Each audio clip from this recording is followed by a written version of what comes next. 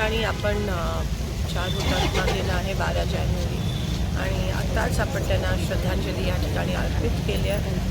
4 हुतात्म्यांनी ह्या देशासाठी बलिदान दिलं.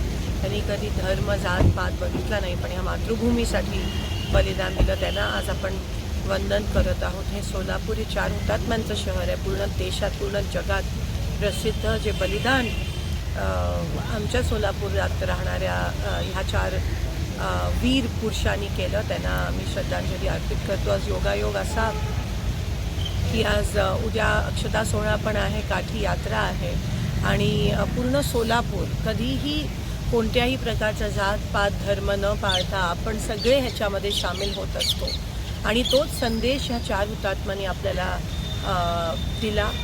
आज आपल्याला हे ज्या लोकांनी आपल्या देशासाठी कुर्बानी दिली त्यांना आपण त्यांची आठवण आज येते आणि कुठेतरी त्यांची कुर्बानी ही व्यर्थ नाही जायला पाहिजे. कारण का ते हे 4 हुतात्मा वेगळ्या वेगळ्या धर्माचे होते, तरी ते ह्या जमिनीसाठी लढले. आणि आज खरं तर आपण सगळ्यांनी मनात प्रश्न विचारला पाहिजे की आपण नेमकं काय करत आहोत.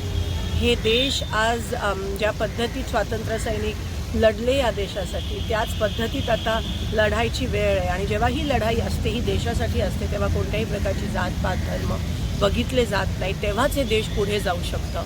आज कुठेतरी मनात प्रश्न निर्माण होतोय की नेमकं आपण पुढे जातोय का मागे हो.